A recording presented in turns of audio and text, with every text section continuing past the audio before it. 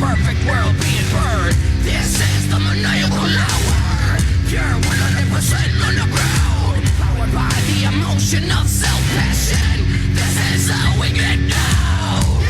Extra read all about it. Evidence coming to take control. Extra read all about it. Evidence coming to take control. Lock and load, steal souls and watch it explode. Dispatch the death squad and watch it go. Serial killers, cadavers, murderous psychos. As the hour goes, it takes the time. Expires as we live dead, revitalized. Surprised by the high with red still in our eyes. The pleasure is all ours to give you the power. This is the maniacal hour.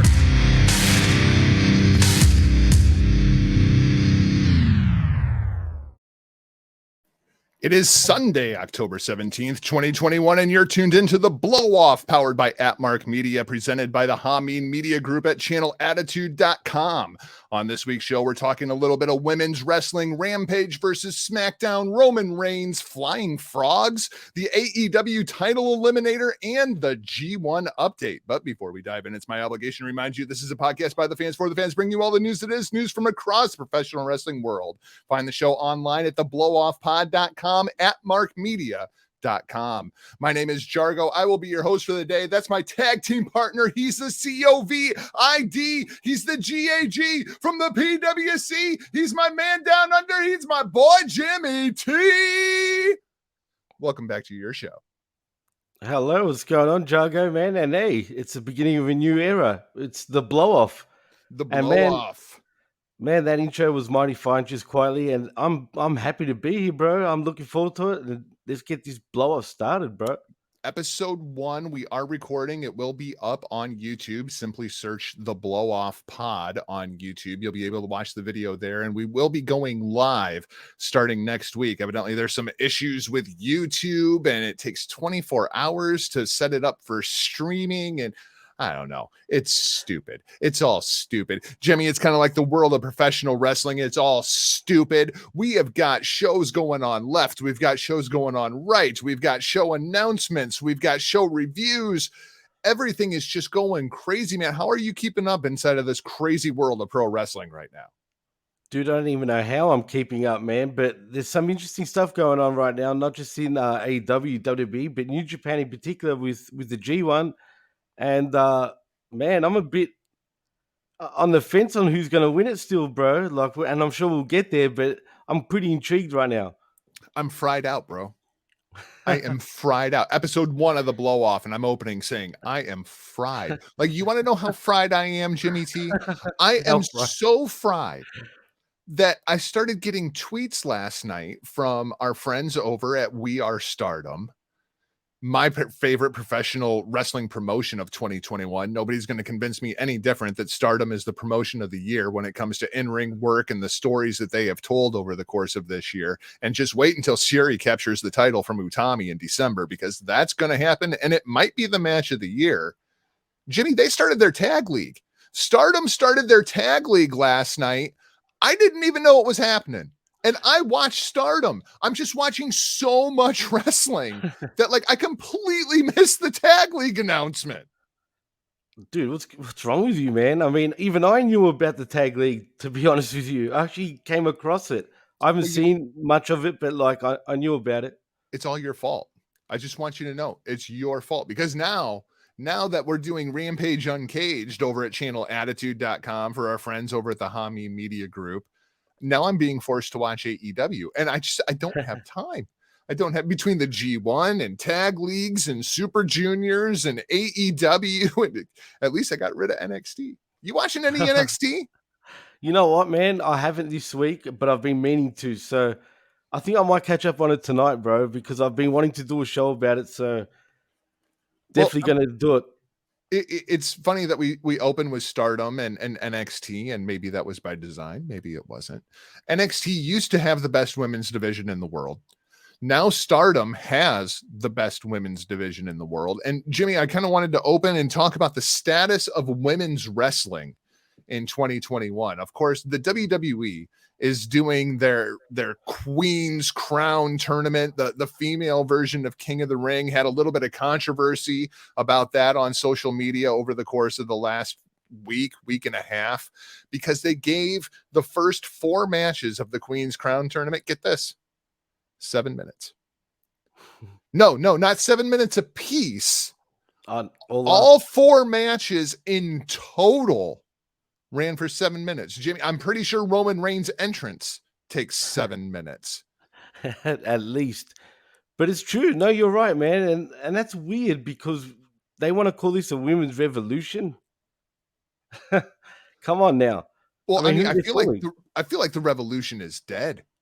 I mean, like the WWE, they still have the best women's talent in the world. It's not about the talent. Charlotte, Sasha, Becky, Bianca, Bayley, Toni Storm, Shayna Baszler. I mean, I'm 7 deep just off the top of my freaking head. And that's not even including, Zelina Vega, who's still in this, Carmella, who just got eliminated. For one reason or another, they called up Aaliyah, left Raquel Gonzalez and Io Shirai down in NXT. I'm 10 deep now.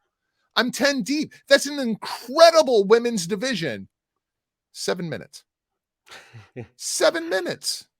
Well, look, Jugger, it's weird because it's becoming a trend in WWE in general. Like, when you think about it, their matches in general in the last, say, 5 weeks or so have been short, man. There's a new sort of format they're trying to go by over here, which is weird because the shows are starting to feel more of a preview for the upcoming pay-per-views, you know what I'm saying? Even though we do get world title matchups and title changes. So it's kind of weird, man. And that's the wrong approach too. And I say that because so much of their TV revenue or their revenue comes from television, right? Right. 68%. Not that I've looked that up before or anything, but 68% of their revenue comes from television. You have all this content to fill. I mean, those 4 matches, I mean, if those 4 matches would have happened in Stardom, that would have been an hour and 20 minutes worth of the show. Absolutely. 100%. And like I said, I don't know what WWE is trying to do over here, man, but it's silly. Especially if you're trying to promote the women right now, man, which is just even more silly. And by comparison, we have AEW. And AEW, their women's division now has 2 titles. They have the hose title, as our friend Vito Lagrasso likes to call it. If you look at that logo, it says hose. It does not say TBS. It says hose. HOS. It's the hose title exclusively on TBS, right? And then, of course, we've got the AEW Women's Championship. And let's kind of go through, their women's division. You have Britt Baker. You have Thunder Rosa. You have Hikaru Shida. You have Nyla Rose. We're okay.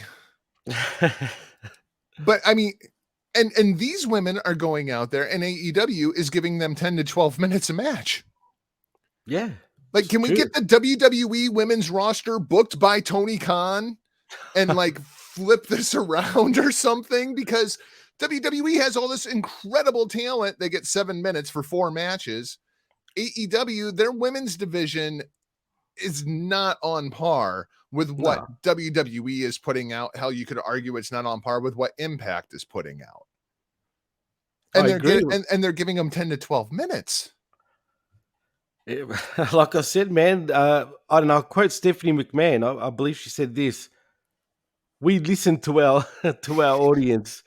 She said it again, dude. Especially when it comes to the women in WWE, bro. Can you believe that shit? She said it again, bro. Wow.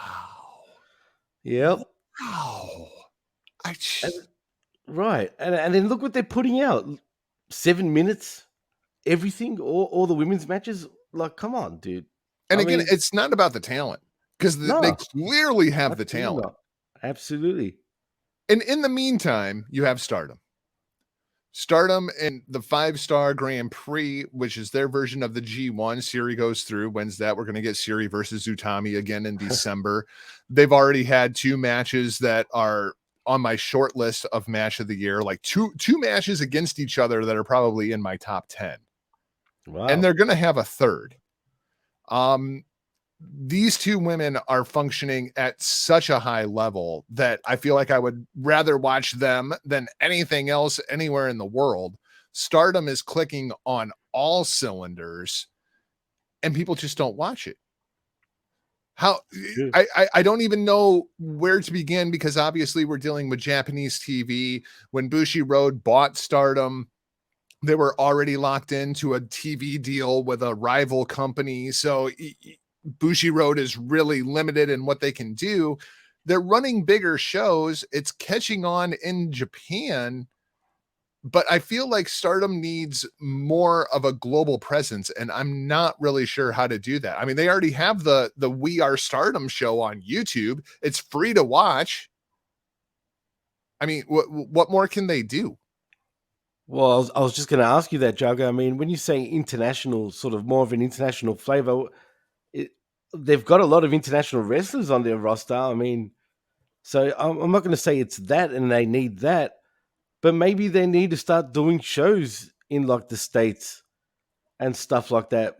I mean, and if they did, do you think you'd get a good turnout? I don't know. Well, I guess number one, what's a good turnout?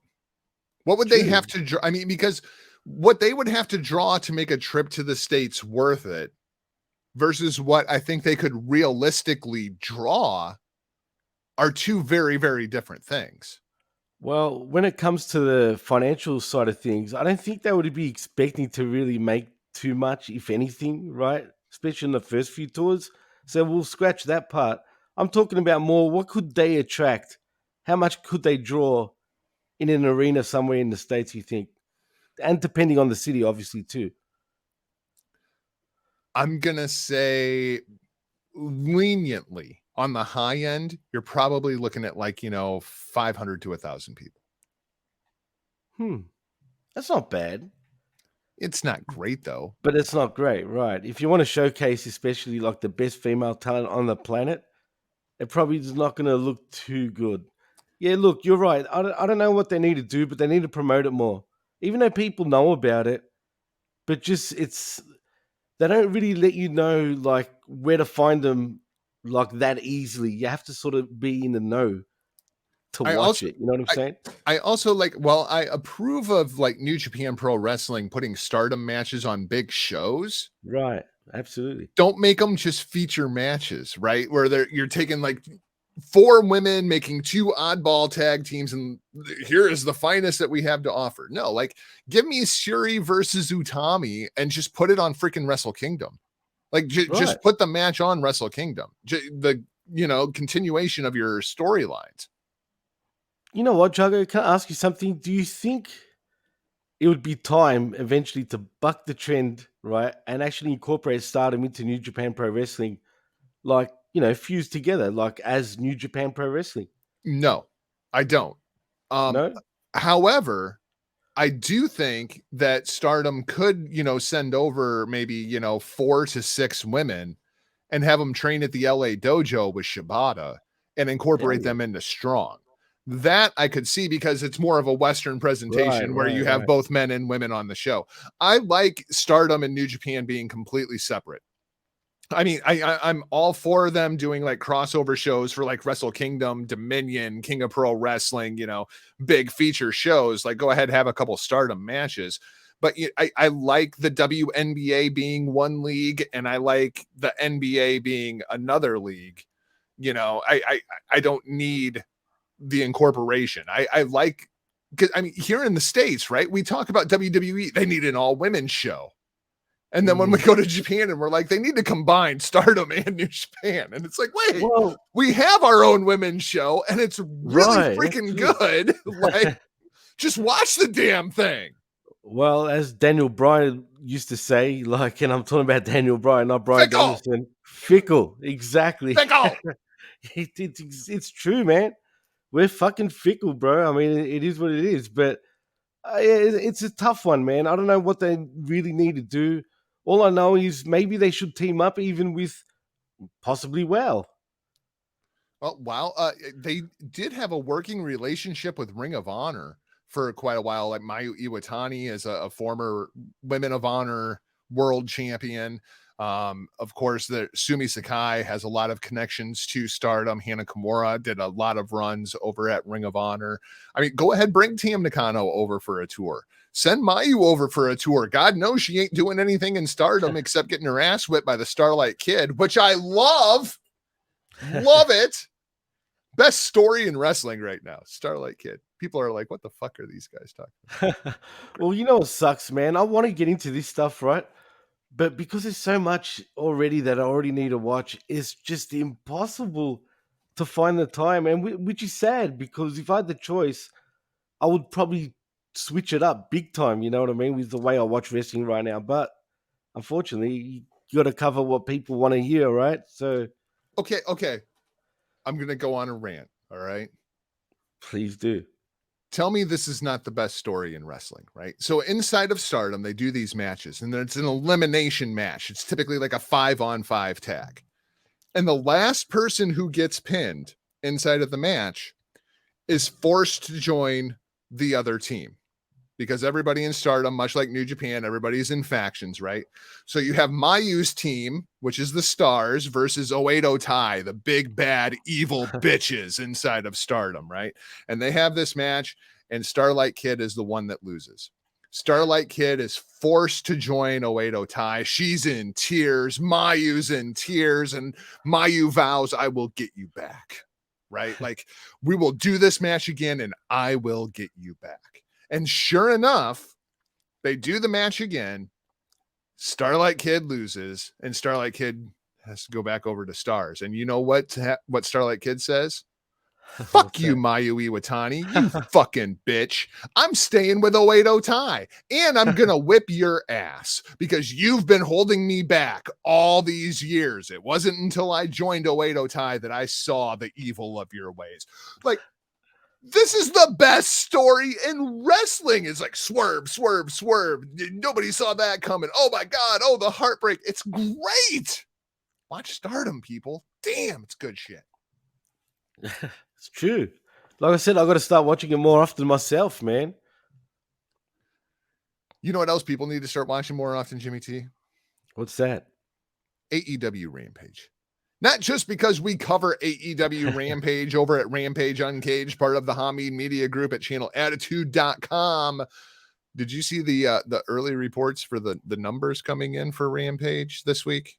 I did, man. And you know what? I was kind of surprised. Ouch. Now, I do think that once the numbers settle on Monday, that's typically when the ratings will drop, that we are going to see Rampage is going to beat SmackDown in a couple of demographics. The viewership is close enough. I think that's going to happen because it ain't like SmackDown put up big numbers on FS1 either. That was shocking, dude, to be fair. I guess on a positive note, 1.2 million people were watching wrestling on Friday night. I that's the positive spin on things.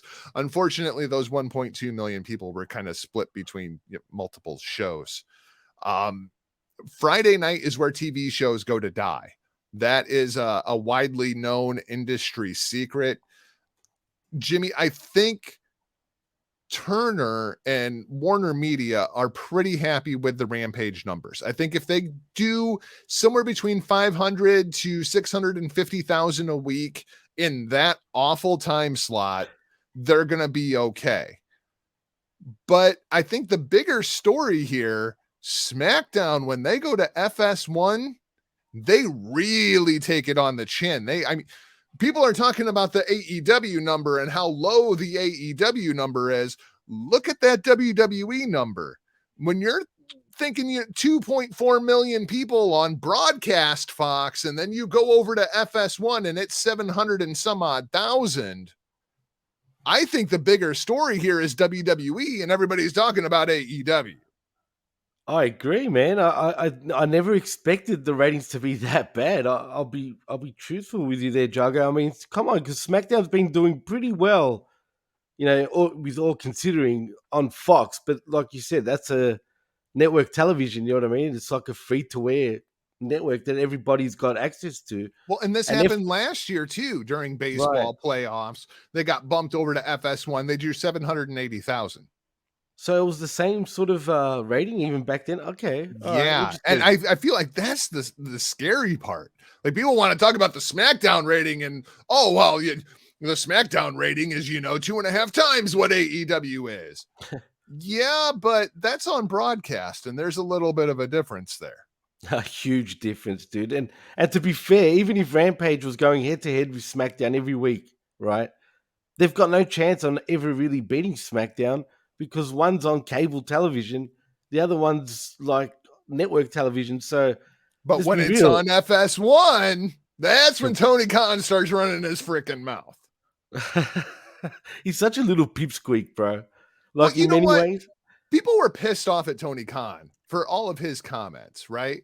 Okay, but I think this was strategically done. I think Tony Oh, Khan's definitely. comments were absolutely like WWE took the first shot, right? They're going over to FS1. They could have just let it go. They didn't have to Right. go that extra half hour. They didn't have to do Becky and Bianca during that. They didn't have to advertise Brock Lesnar during that last commercial free. Like they loaded it up again, and they only did that to screw Rampage. That was the only reason that they did that. And Tony Khan saw that and was like, no, no. And so he goes out and he causes a big stir on Twitter, and all the AEW fans were like, no, no.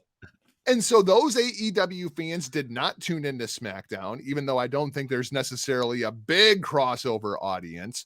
They I did agree. tune into the buy-in on YouTube so that they could watch Bryan Danielson and Minoru Suzuki beat the ever-loving crap out of one another. And then they tuned into Rampage, but clearly that's about 570,000 people Yeah, and I mean, look, by AEW and Rampage standards, I think it done very well. I think, right?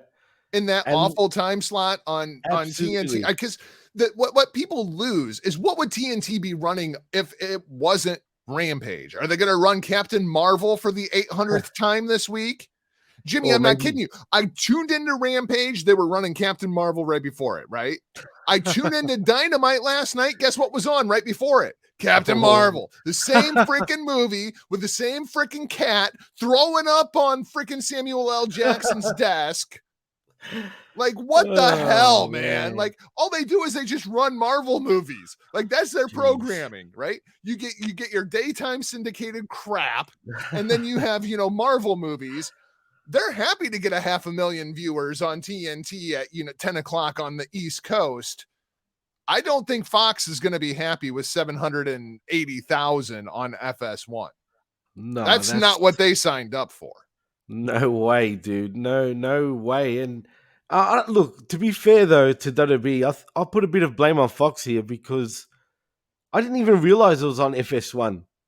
Like they weren't really advertising it like they should have, in my opinion.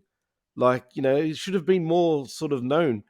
Like it was easy for me to forget, man. You know what I mean? Rick So and I had this conversation, and I think Rick was intoxicated. I know, big surprise, listeners. Rick was intoxicated while we had a very serious conversation, but we diagnosed what is wrong with the wrestling business, Jimmy. We know how to and fix what it was that? now. We know Please, how to please, fix it. please do tell. Wrestling only markets itself to wrestling fans.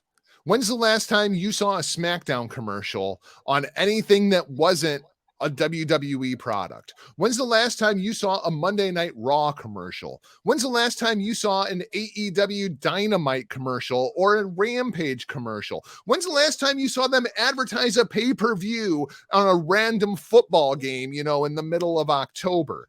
They don't. They market to wrestling fans, and that's it.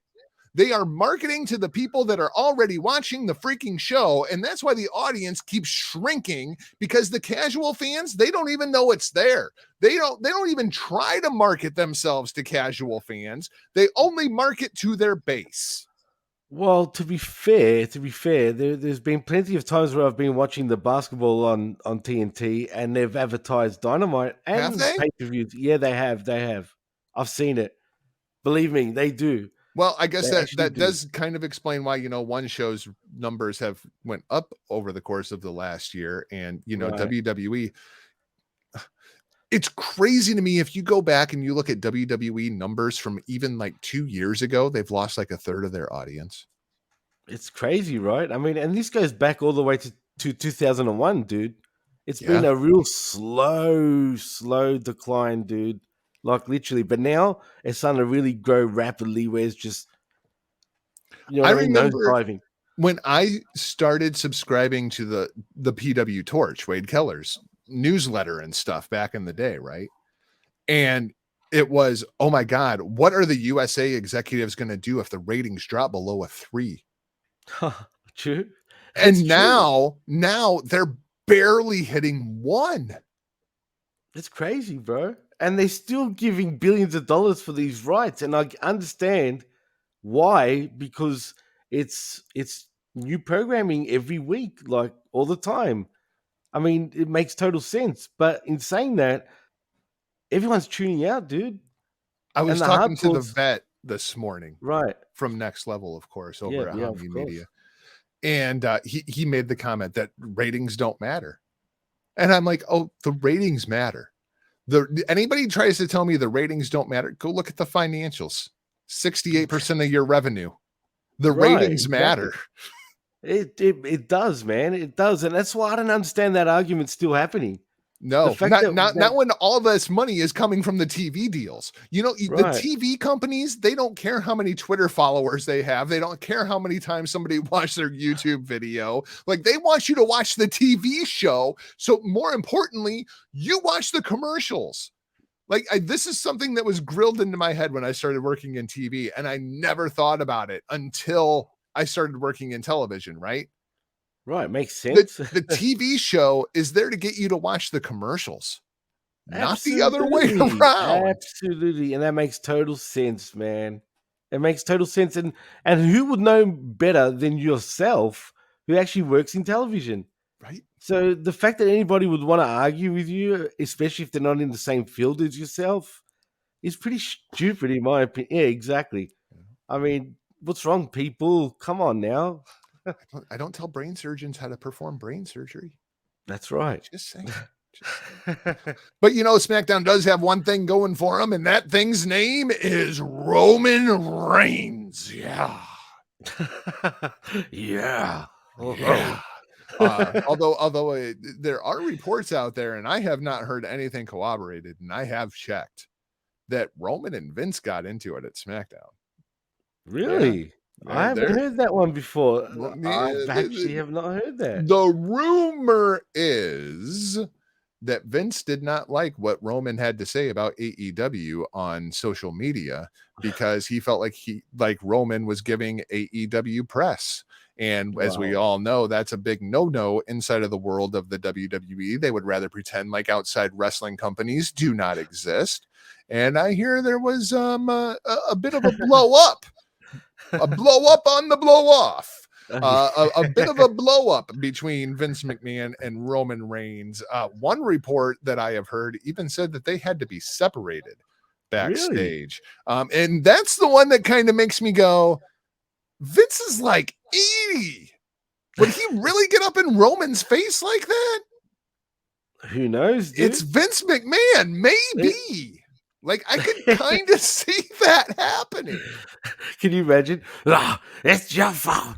It'd be like, losing your shit. It's all your fault. So let's talk about the kayfabe, right? On Right. SmackDown, we have Brock Lesnar come out, throw his feet up on the table.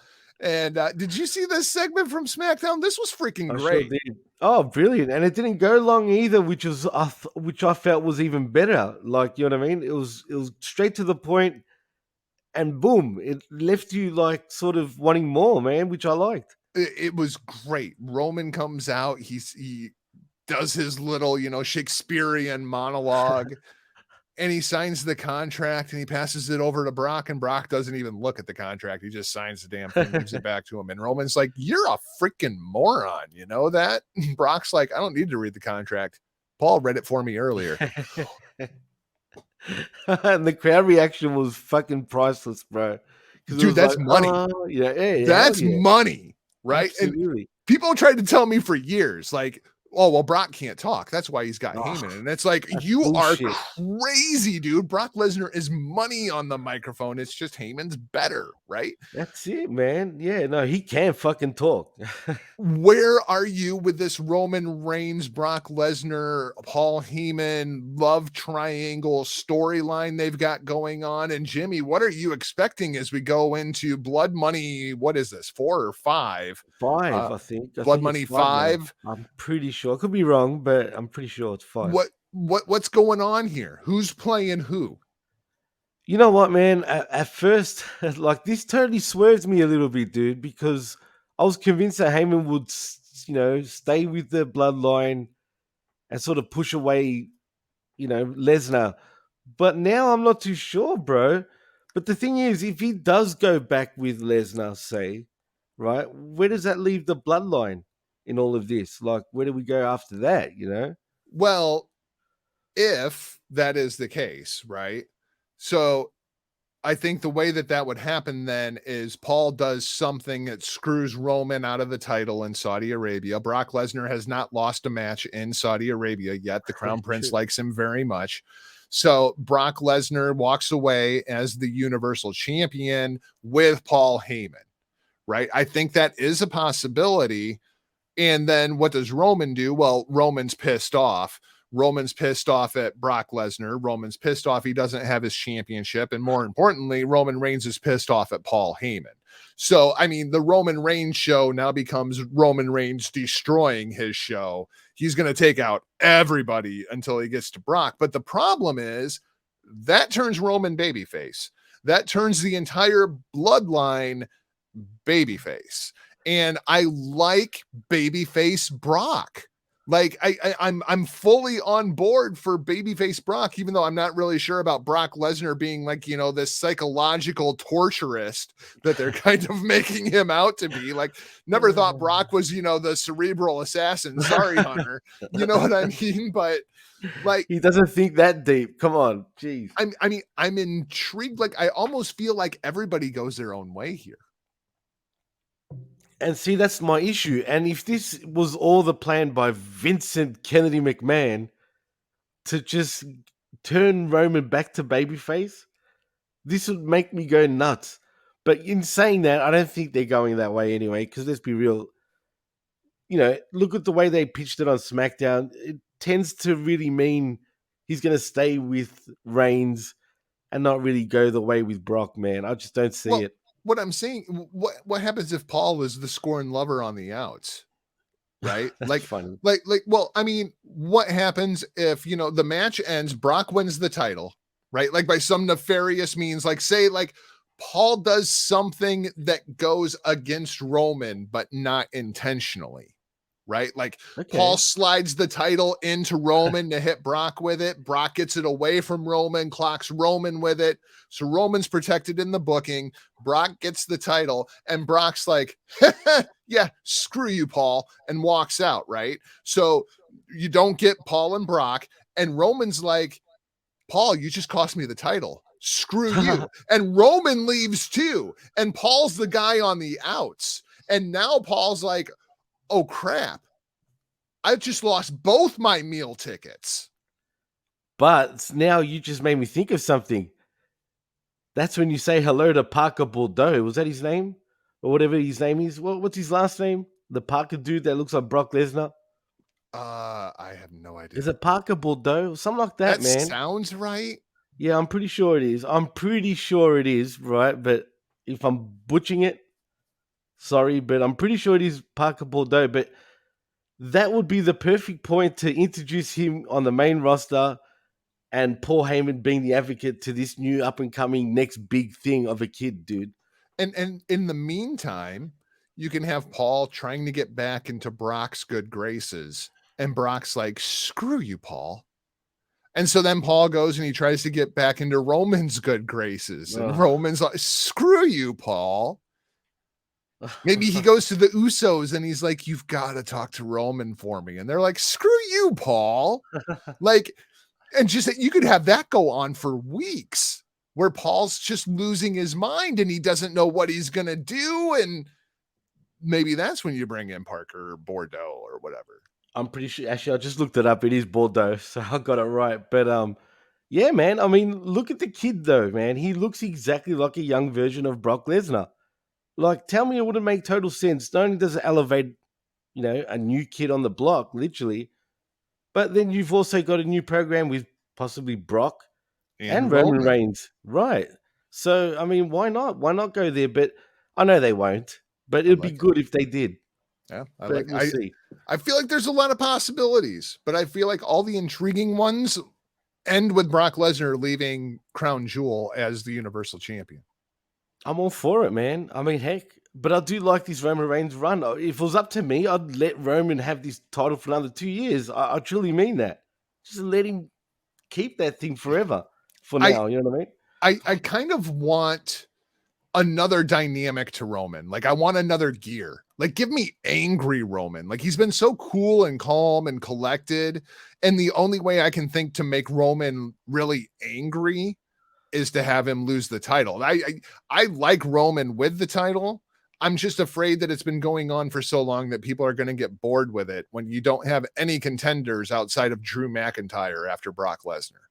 It's true, man. I mean, who can really step up to him other than Drew McIntyre and right now Brock Lesnar? So, and you already fed Drew to Roman. Yeah. So I don't care.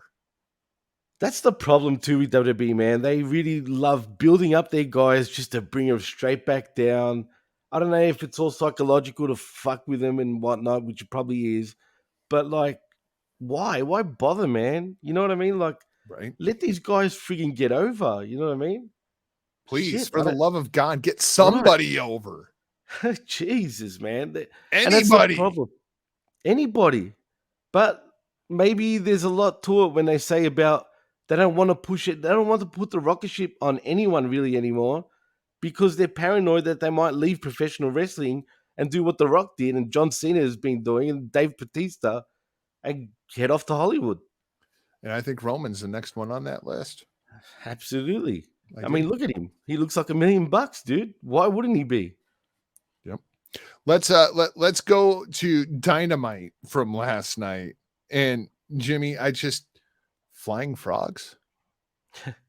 Like, what? Look, what was that entire thing? Oh, you don't know? Well, I mean, okay. So you have Andrade says he's bringing in a couple of his friends, right? It turns out that those friends are FTR in the flying frog gimmick, which I don't understand. Then we get that awkward back. We get that awkward sequence. Well, the part I don't understand is why FTR and Andrade would have anything going on together. That's the part I don't understand. Like, FTR winning the AAA tag team titles and everything, totally cool with that. But why in the Flying Frogs gimmick? What was that entire gimmick between MJF and Andrade backstage about? Tully coming out in the green shirt that looks like the Flying Frogs gimmick. Like, the whole segment was just it was a train wreck, dude, because I had no context. I had no idea what was going on. Like, why would FTR be hanging out with Andrade? That's the biggest question that I have. And what was this whole Andrade MJF thing backstage? Like, what? Well, first of all, that I don't have a fucking clue, bro. All right. I don't know what the fuck is going on there, right? But as far as the flying frog thing goes, right, which is making me laugh just thinking about it. Don't you remember back in WWE when FTR was in WWE? Do you remember when Vince McMahon came up with that concept of like the green attire? Okay. You know, and turning him into a jokes like they're fucking he wanted them to be like elves or some shit.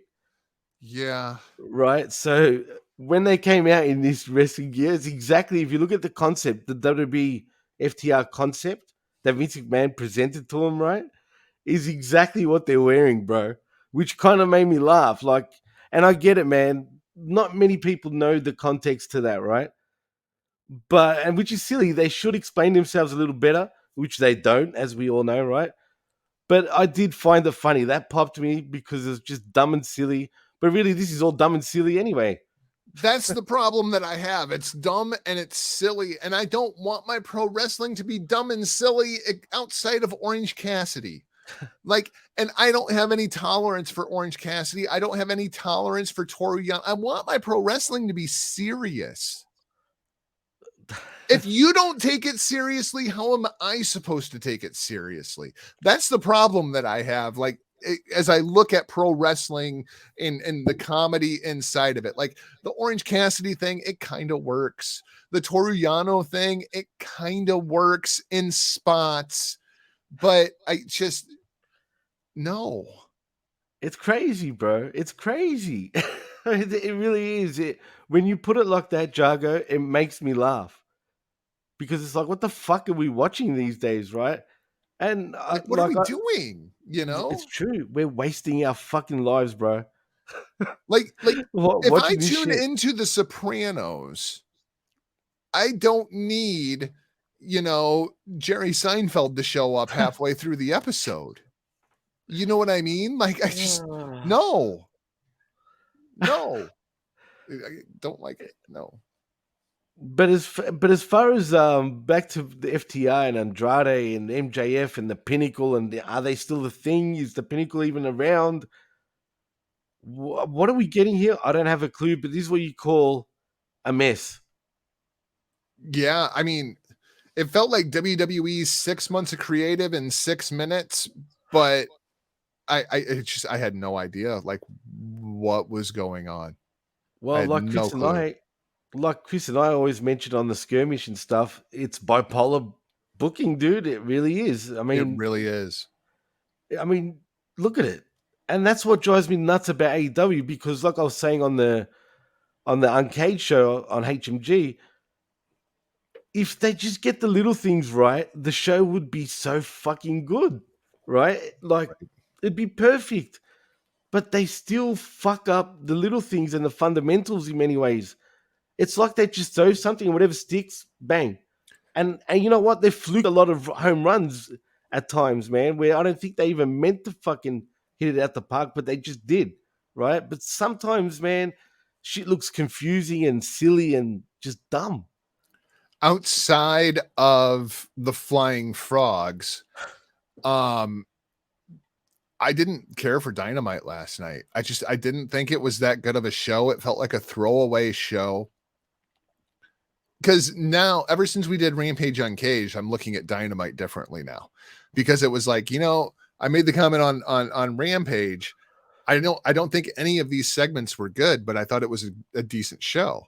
Yeah. And so I kind of watched Dynamite in that same context last night.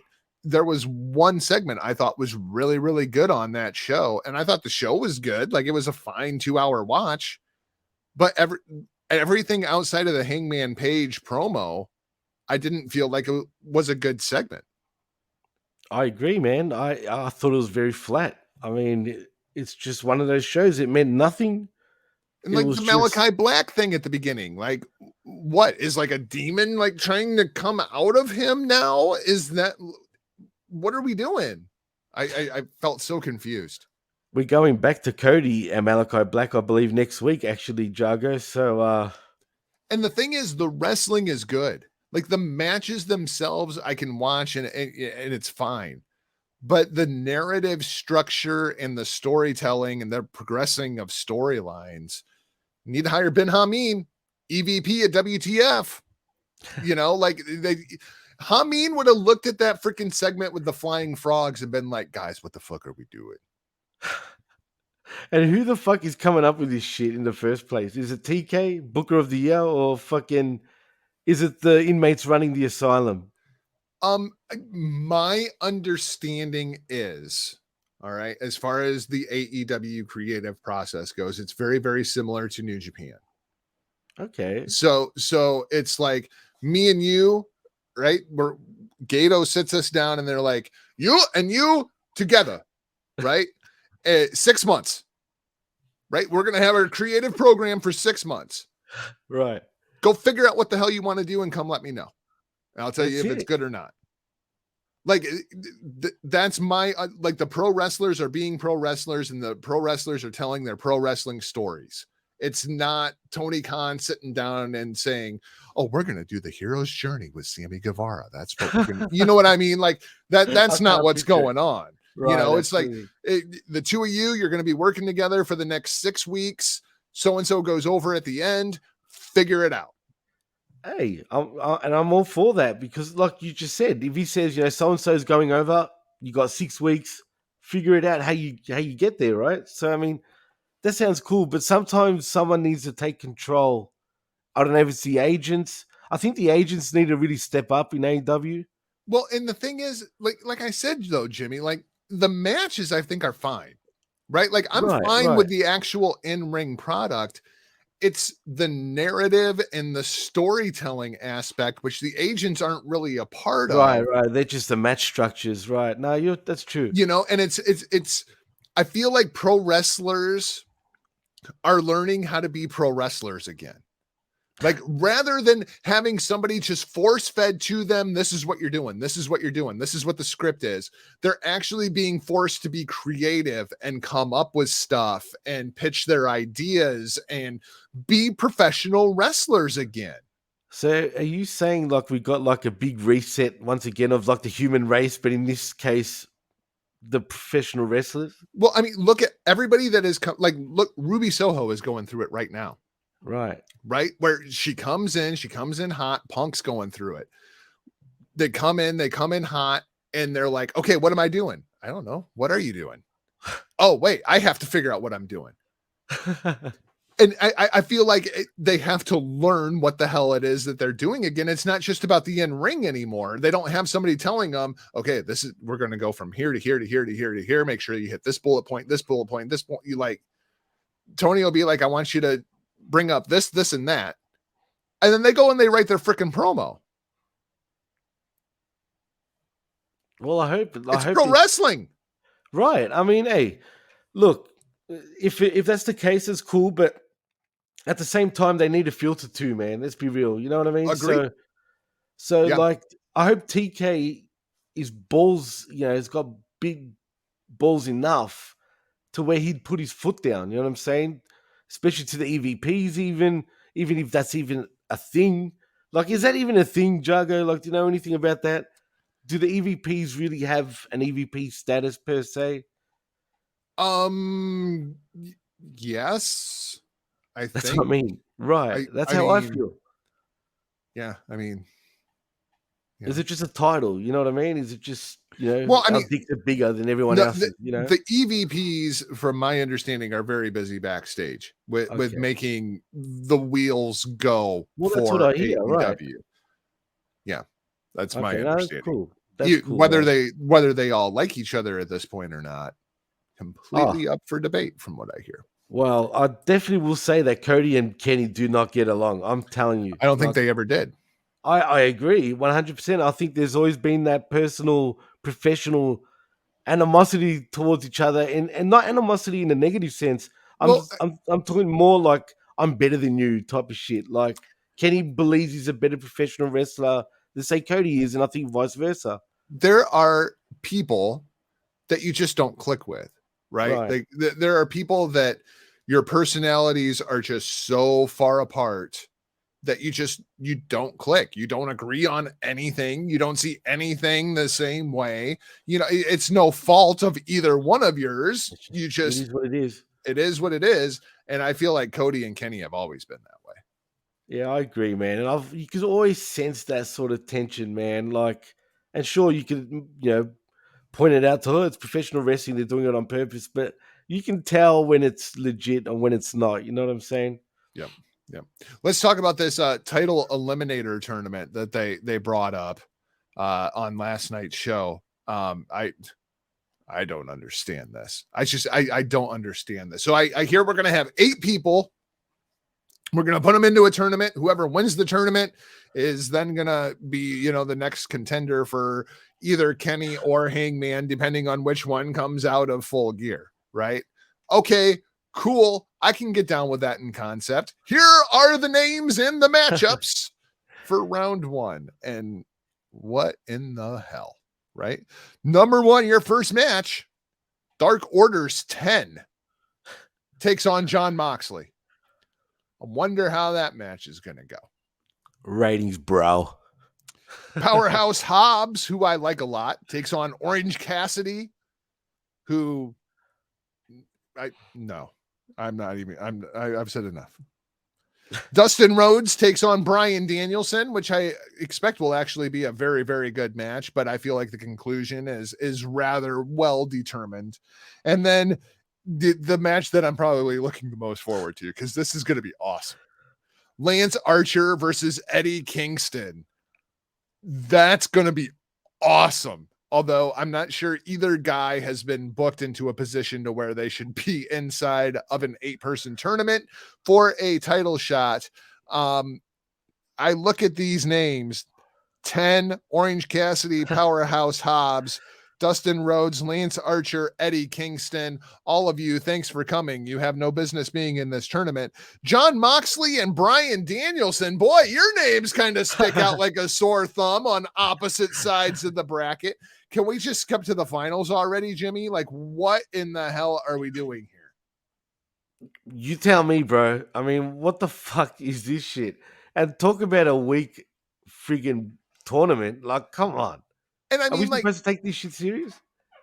Adam Cole should be in this tournament. Like, Jungle Boy should probably be in this tournament. Like, if you want to just like take your top 8 contenders or 2 through 9, because 1 and 2, obviously you're going to have them face each other. So you take 2 through 9, you have the champ versus number 1, 2 through 9, 8-person tournament. Cool. Let's get after it. Right. Like, I can get down with that. The Dark Order's 10.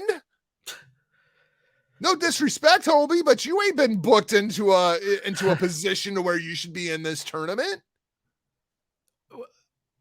I don't get it, bro. I'm confused. Again, it comes back to that fucking bipolar booking, bro. What the fuck? Like Darby, Miro, Jungle Boy. Where like, is where Miro? are all these guys at? Oh, I take it back. I take back what I said earlier. The Miro segment was absolutely fantastic. That was a perfect segment for AEW. There were 2 segments on Dynamite I liked. Well, I bet it wasn't 1, it was 2. I was wrong. There were 2. But still, man, like, that okay, besides that, awesome. And even with Miro, why did it take him so long? You know what I mean? Like, what was he doing before that? Like, come on, man. I know he's selling his loss and whatnot, whatever, right? But come on, man. I don't know, man. The way that promo came across with him questioning his God and saying, if you're not going to gift it to me, then I will take vengeance upon you. And like, there was some deep shit going on in that promo. But what does that even awesome mean? No, it's awesome, but where does that go to? Like, what's he going to do? Is he going to take it out on everybody? Like, say, yes, no more Redeemer. Now you get the Avenger. The Avenger to himself? No, he's gonna avenge God. Oh, God. This clearly ends with Miro versus Shawn Michaels. Oh, if only right now there was the button, dude. Imagine that we get God against Miro, like legit. We get Morgan Freeman. That would be brilliant, bro. I'm not gonna lie. I don't know why that would be cool, but it would be cool. Or wait, isn't that show where Steve Buscemi plays God? Isn't that a TBS show? Maybe we can get a crossover there, so you could get Steve Buscemi versus Miro. That would be amazing. That would be amazing. That would be brilliant, bro. That would be brilliant. But man, fucking bring Harry Potter along with him, man. Like, Miro's gonna kill both these guys. Man. Miro's money, bro. I think he'd be great in Hollywood too, man. If he ever gets the chance, I truly believe that. I think he'd be good in all sorts of movies too, bro. Like comedy, like action, whatever you want, bro. I reckon he can pull it off. I think he's gonna be an amazing AEW World Heavyweight Champion. Because especially as a heel, I think if Hangman dethrones Kenny, which I do expect, you think, right? Then I want Miro to dethrone Hangman. When it comes time, I mean, we might be a year from that, right? But sure. Miro I think is the next guy in line. Or if you book Miro to get the title now, where he takes it away from someone like a Hangman. I know we were talking about this last week, but you were saying it in terms of like Daniel Bryan taking away Hangman's dream, if you know what I mean. But I say, fuck that. How about Miro just come in and absolutely take that shit off him? You know what I'm saying? And like just run with it. Let him have a real heel run with the world title fucking belt, because can he really wait a year? I feel like Miro's right now getting really hot, man. I mean, he's been hot for a long time, but I think the struck while the pan is still frying, bro, because I think it'd be brilliant if he did something like that. It'd make a statement, that's for sure. Well, when it comes to a babyface, all the money is in the chase. The title, Right. it's not in the reign. So, I mean, maybe even by like Double or Nothing, you know, maybe we're like, oh, there's no way Hangman's losing the title already. You know what I mean? And Miro's just like, yeah, no, I'm going to take it away from him, you know, and then Hangman's forced to go back on the chase. You know what I mean? Because do you see Hangman being a long reigning champion when he takes that title? I don't. Not really. Yeah, no, I agree. I don't see it. I don't know why. I just don't, man. I guess it all depends on how he presents himself, I guess, once he does get the belt, because he's hot, man. You can't deny it. The fans want him, dude. Well, and people say Austin. Well, what about Austin? Austin was a great champion. Really? All the money that I remember was in Austin chasing the title, not in him holding the title. Exactly, dude. You don't even really think of the belt as much as you Oh, think. yeah. I think of like the smoking skull belt and all that. Right. But I also remember him losing it constantly and having to go get it back, you know, because all the money was in the chase.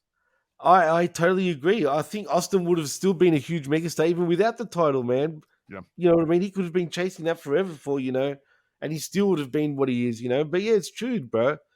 I mean, I think Hangman, if you do it now, people will be all right with it. If you sort of make him win the title and then lose it like in the first month, you might get a lot of blowback.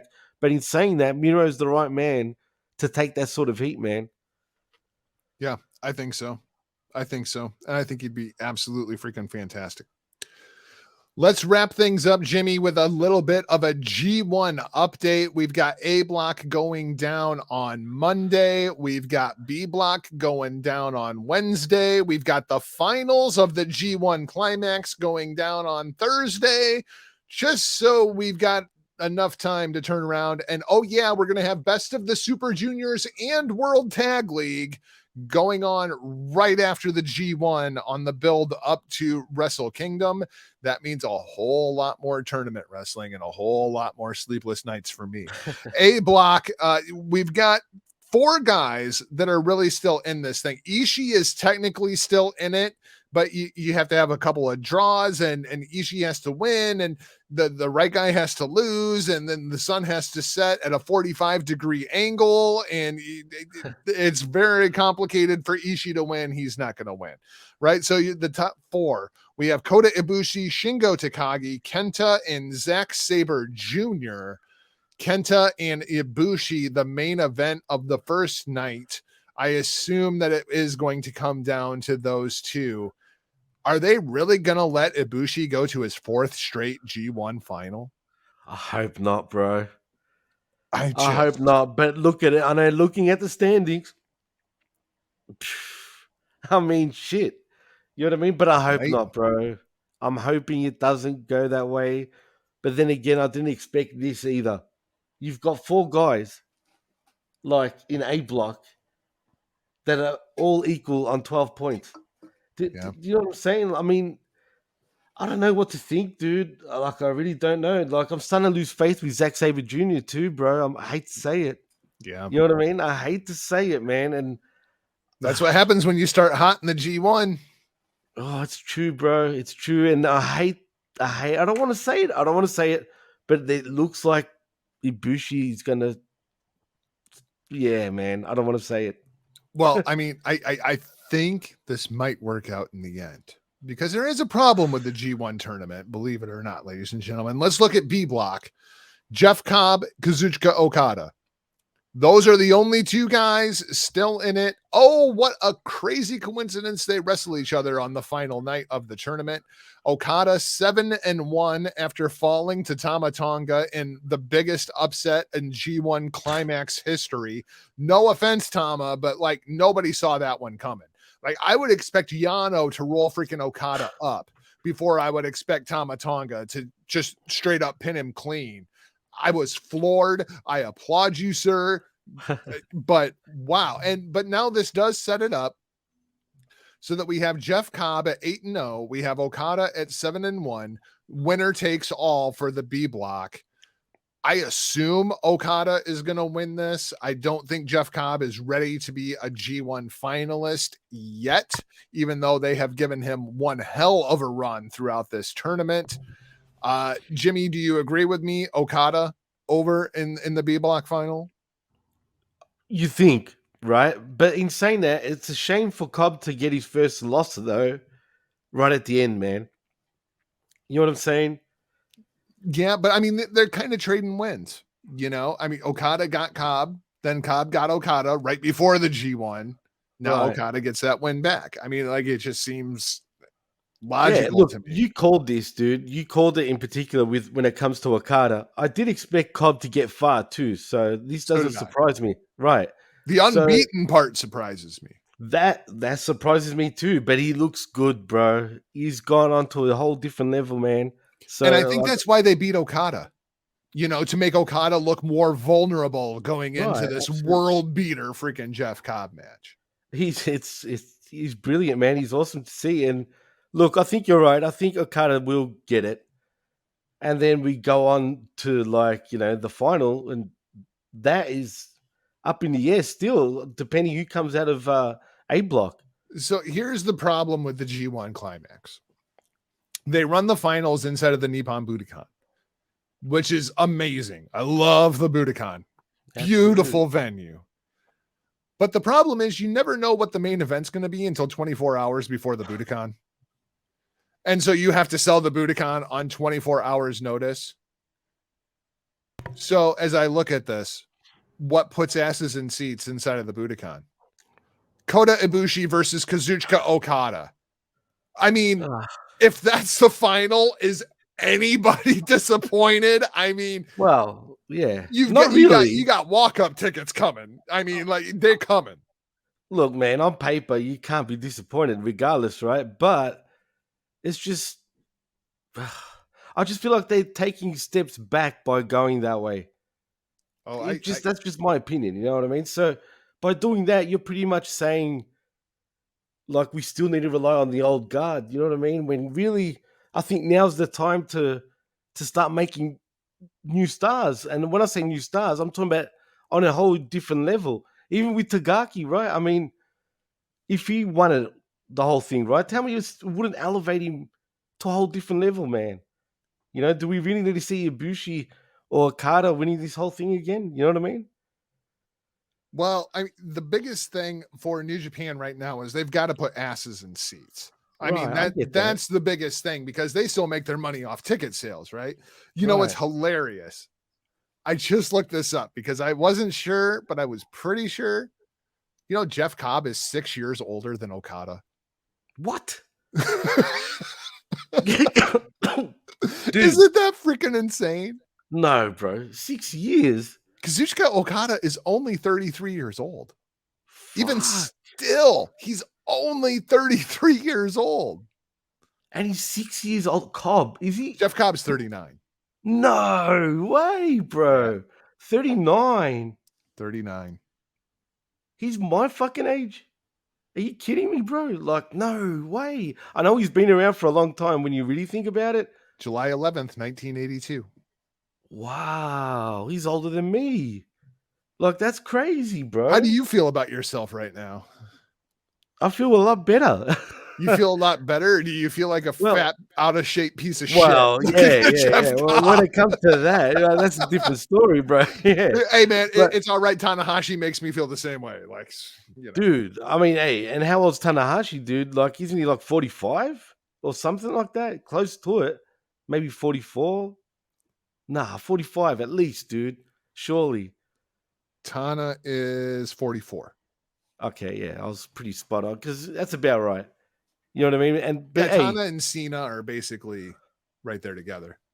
I mean, hey, you know what I love seeing, dude? Like, have you seen the picture with Tana and Triple H at all? No, I don't think so. Man, they're both marking out at each other, bro. Does Hunter just dwarf him? Oh yeah. He Yeah. does, dude. He does. But they were both fucking happy to like be in each other's presence. Put it that way, dude. Look it up. It's pretty cool, man. I find it pretty Crazy. funny. It is crazy, man. But he does dwarf him. I mean, shit. When I met Tana, dude, we're close to the same height. He was just a little bit taller, man. So let's G1. Let's say the final is Ibushi versus Okada. Who goes over?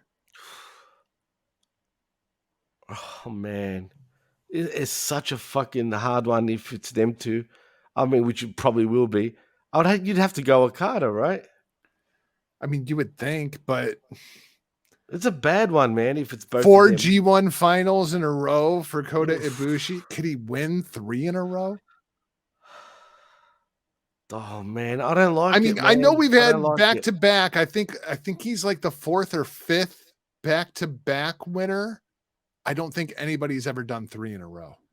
Nah, no one has done 3 in a row, bro. I'm telling you, no Freaking chance. Ibushi. Freaking Ibushi. Oh, that sucks, bro. If they go that way, man, I'm so disappointed. Oh, that bro. sucks. That'd be awful. Kota Ibushi versus Shingo know. Takagi in the freaking Tokyo Dome. Oh, what a shit match that's gonna be. How fucking crazy is that, right? But see, Right. but when you think like that, then that's a different story. You know what I'm saying? But What a like, shit, man. Or what if we have to run, the Osprey angle? So does that mean that you get Shingo versus Osprey, and then you end up with like Osprey versus Ibushi, or Shingo God. versus Ibushi, or oh my god, what a shit fucking matchup that is, dude. oh, what a And bunch speaking- of horse shit is that? Oh, nobody wants to watch that crap. I mean, like, what are we saying? I know, man. We've lost Like, the are plot. we thinking about Jargo. this shit too hard? Like, you know what Maybe I mean? we were, bro. Maybe we are. You know what I mean? Look, I have faith in Gato and Jado, man. I mean, I'm sure this shit's gonna fucking pan out the way it should, right? Fucking We'll just somebody see needs to how put they do it. Jado in the main event of the fucking Tokyo Dome. That dude is Oh, God. stacked. He is gassed. Holy Really? shit.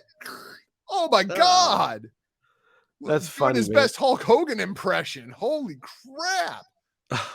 He's starting to make when you see like Jado with freaking Yujiro, you think one of those guys is a pro wrestler and the other guy's a pimp. I'm just saying. Well, they're pretty much that, bro. I mean, shit. Let's be real.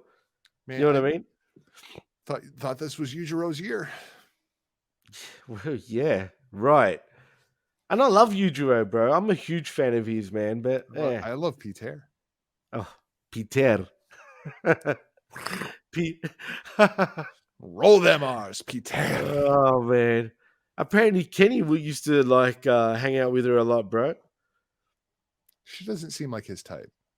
Right. Well, there's I don't know if they were seeing each other, but he was kind of alluding like they were. So I mean, I don't know. Who knows? If he is, he was one lucky prick. I bet Ibushi was jealous as shit. Oh, for sure. So that's going to wrap things up for this week's show. Thanks for listening. If you haven't already, please hit that subscribe button. Then visit our friends at the Hamin Media Group over at channelattitude.com. Find us next week. We'll be live probably on Facebook, Twitter, and YouTube. Just search The Blow Off Pod. You'll be able to find us there. At DJ Mass Effects, at Not Jargo. Jimmy, anything you want to say before we wrap up this week? No, not much other than please like and subscribe right here, man. I mean, is it at the Blow Off, man, or is it at Mark Media where you can find the Blow Off? You can do either. They Well, all there you go. redirect to the same place. The blowoffpod.com, at markmedia.com, michaeljargo.com, hittingthemarks.com, destinopod.com. We're podcasting whores. We will talk to you next week for an all new edition of The Blow Off. For now, we're off like a prom dress. See ya. Bye.